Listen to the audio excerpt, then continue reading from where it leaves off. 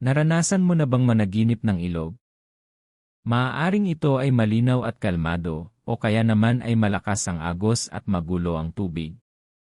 Ang ilog ay simbolo ng daloy ng buhay at emosyon. Pero kapag ito ay lumitaw sa panaginip, ano nga ba ang ibig sabihin nito? Sa video na ito, aalamin natin ang posibleng kahulugan ng panaginip na ilog. Una, kung malinaw at mahinahon ang ilog sa panaginip, ito ay magandang senyales. Maaaring simbolo ito ng kapayapaan ng isip at maayos na takbo ng iyong buhay. Pangalawa, kung ang ilog ay malakas ang agos, maaaring ito ay senyales ng matinding emosyon o pagbabago na iyong nararanasan. Kung sa panaginip mo naman ay tumatawid ka sa ilog, maaaring ito ay simbolo ng pagharap sa isang hamon o malaking desisyon sa iyong buhay.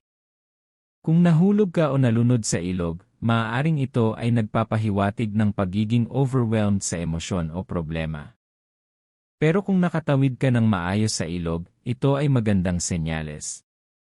Ibig sabihin, malalampasan mo ang mga pagsubok na kinakaharap mo. Kung ang tubig ng ilog ay madumi o maputik, maaaring ito ay simbolo ng kalituhan o problema sa iyong buhay. Kung naliligo ka sa ilog, maaari itong magpahiwatig ng paglilinis ng emosyon at panibagong simula. May isa pang kahulugan, ang ilog ay simbolo rin ng paglalakbay ng iyong buhay. Ibig sabihin, ang panaginip na ito ay maaaring paalala na magtiwala sa proseso at sa direksyon na iyong tinatahak.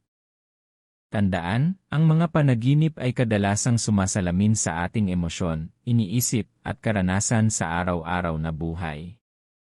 Ikaw, napanaginipan mo na ba ang ilog? Ano ang itsura nito, kalmado ba o magulo ang agos? I-comment mo sa ibaba ang iyong karanasan at maaaring isa ito sa susunod nating video. At kung gusto mo pang malaman ang kahulugan ng iba't ibang panaginip, huwag kalimutang mag-like, mag-subscribe, at pindutin ang notification bell para lagi kang updated sa mga bagong video dito sa Dream Science U.